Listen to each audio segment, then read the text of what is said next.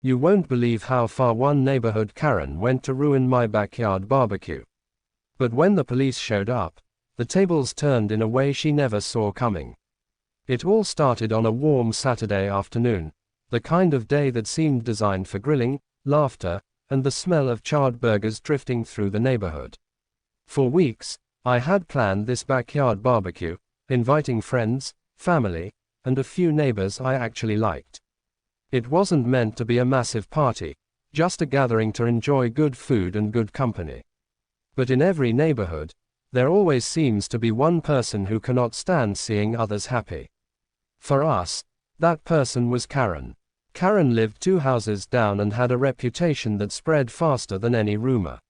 She was the self-appointed guardian of the neighborhood, always peeking through her blinds, keeping a notepad of imaginary offenses, and filing complaints about everything from lawn ornaments to car parking.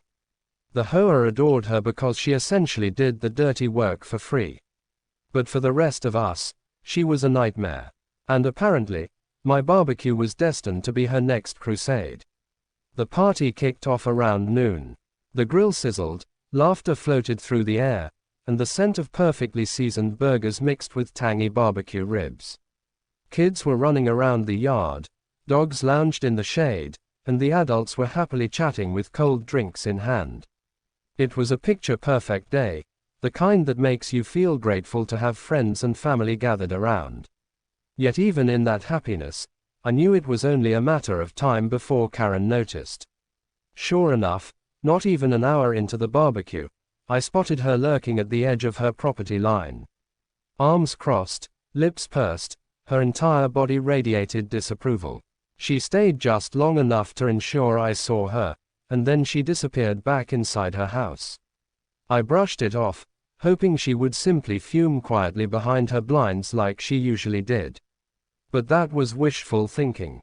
As the afternoon went on, the gathering grew more lively. Someone connected a small speaker and played upbeat music. Nothing loud, nothing disruptive, just enough to set the mood. The grill turned out burger after burger, and the laughter grew louder with every shared story. Then, suddenly, I noticed something out of place, a police car slowly pulling up in front of my house. The sight made everyone freeze for a moment, confusion settling in. We hadn't done anything wrong. Why would the police be here? That's when Karen reappeared, this time striding out of her house with smug satisfaction plastered on her face. It didn't take a detective to figure out who had made the call. The police officer stepped out of the car, surveying the scene, while Karen trailed behind him like a cat who had just caught a mouse. She positioned herself in plain view, arms crossed again, clearly waiting to enjoy my downfall.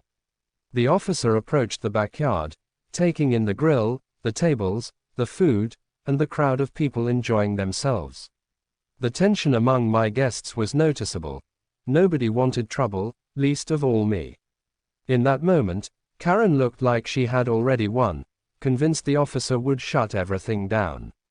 She had probably rehearsed her story, claiming we were violating noise ordinances or creating a public disturbance. But the officer's demeanor was calm and professional. He asked a few simple questions, looked around, and then glanced back toward Karen, who was practically bouncing on her heels, waiting for him to deliver his verdict. What happened next shifted the entire energy of the afternoon. Instead of scolding me or asking us to shut down, the officer informed us that everything appeared completely legal. The noise level was reasonable, the property was private, and there was no violation of any city. Karen's face contorted into shock. She tried to interject, gesturing wildly toward the grill as though the smell of barbecue smoke itself was a criminal act. But the officer remained composed, essentially telling her that there was no basis for her complaint. The look on her face as her grand plan collapsed was priceless. She had expected to see us scrambling to put out the grill, guests leaving in embarrassment, and her victory secured. Instead, the officer turned the tables completely. In fact, what truly twisted the knife was what the officer did next. Rather than leave immediately, he actually complimented the smell of the food. He joked that it was making him hungry, and a few of my guests laughed nervously before offering him a plate. To everyone's surprise, he accepted. There he was, in full uniform, sitting at one of our tables with a plate of ribs and a burger, chatting casually with the guests. Karen stood frozen in disbelief, her face growing redder with each passing moment. She tried to argue again, but the officer politely dismissed her, making it clear that she was the one wasting police resources with a baseless call. Eventually, she stomped back to her house, slamming the door so hard that even from 2 houses down, the sound echoed across the street. Once she was gone, the tension lifted entirely. The mood shifted from nervousness to full-blown amusement. Guests couldn't stop laughing at the absurdity of the situation. The officer, now part of the barbecue himself, shared a few light-hearted stories and stayed long enough to make it clear that we had nothing to fear from Karen's antics. For once, justice had sided with the people simply trying to enjoy the day. But the story didn't end there. Karen, humiliated by her failed attempt, began escalating her behavior in the weeks that followed. She started filing complaints with the HOA, accusing me of hosting disruptive parties. The irony was that this had been the first large gathering I'd hosted in months, but facts never seemed to matter to her. Each complaint she filed was met with the same result: dismissed. The HOA quickly grew tired of her constant nitpicking, especially when none of her accusations could be proven. It became clear that Karen had underestimated not just me, but the community as a whole. The neighbors, many of whom had been at the barbecue, began to lose patience with her antics. People started openly mocking her, calling her the smoke detector, or the barbecue police. Even those who had previously stayed neutral began siding against her. She had revealed herself for what she truly was: someone who couldn't stand seeing others happy, someone who thrived on control but had no real power. Over time, Karen's influence in the neighborhood dwindled. The HOA stopped entertaining her constant complaints, neighbors avoided her, and her once feared presence became nothing more than a running joke. She had tried to use authority as a weapon, but all she accomplished was isolating herself further. As for me, that barbecue became something of a legend among my friends and neighbors. Every time we gathered, someone would inevitably bring up the story of the day the police showed up and ended up joining the party instead of shutting it down.